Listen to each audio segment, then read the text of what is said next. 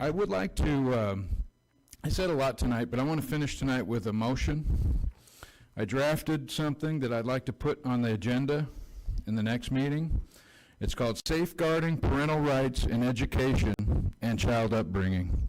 I sent this for CHOP, and I want to bring this to the council to talk about too, and I vetted this so that it's not going to have the legal challenges that we just were talking about tonight, I don't believe, because it's just based on following the law. But I want to draw a boundary on education and child upbringing. So I'd like to bring that forward for discussion in the next meeting, if you would. I sent a copy over to legal counsel. Are you calling for a motion to bring forth a? Yes, it's an ordinance. City of Porterville ordinance. The state continues to overreach the bounds of the family.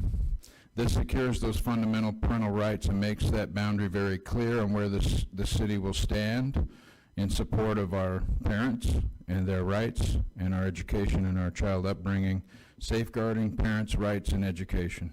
That's my motion. I'd like to put that in the next meeting. Okay. I know we've worked and talked about this a little, and talking about some of the bills that the state has passed that violate parental rights, and hiding information from parents, like gender identity, or even to the point of giving children material to be sexually active, like condoms and birth control, and all the way to taking a child to go get an abortion without parents' consent. It is frightening to live in a state that would push that kind of an agenda. And I love where you're going with this, Vice Mayor, because what we're trying to do is return to common sense and the Constitution of our United States. And the state has gone too far, so I'd like to second this this motion. Is there any other discussion? Okay, we'll call for the vote.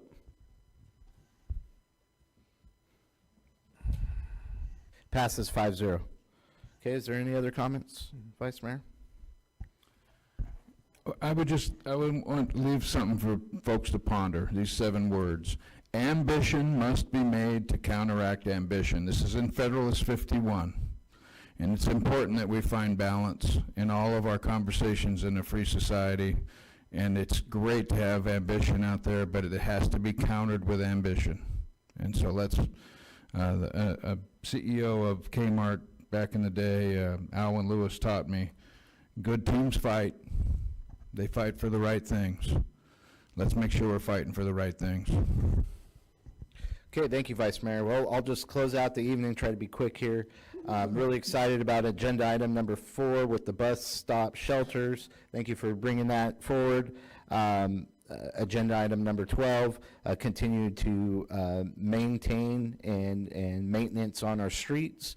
Agenda item 15, updating the library rules of conduct. I know city manager, chief of police, and city attorney all worked on that, and I greatly appreciate that, in providing good services for our constituents in the library.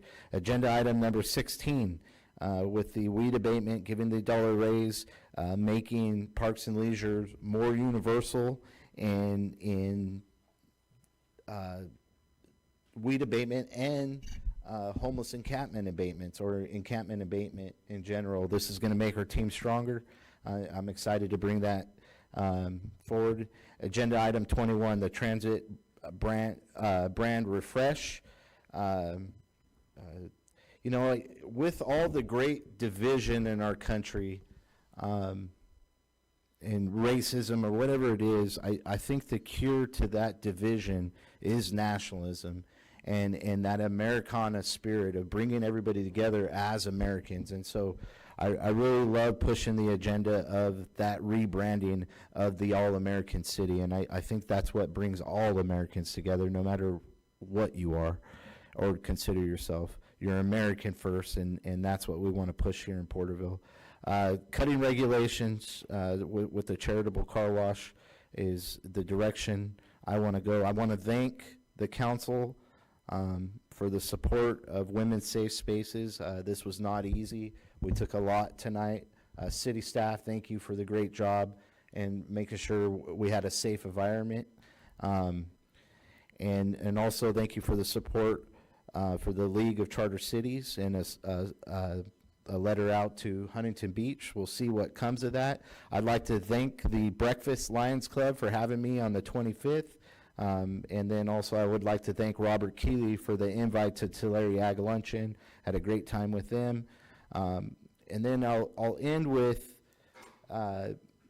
speaking of some of the parental rights stuff, the Healthy Kids Survey is going around at the schools right now, and there's a little noise on Facebook about it and some of the questions that they ask.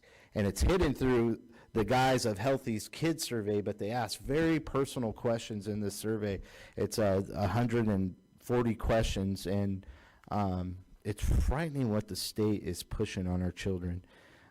With that, State Assemblyman Robert Rivas removing 5 assembly members, one being Alexandra Macedo, for daring to question how money is spent in the state of California. The people screaming the loudest about democracy end up being the petty tyrants, and it's very unfortunate to see that. With that,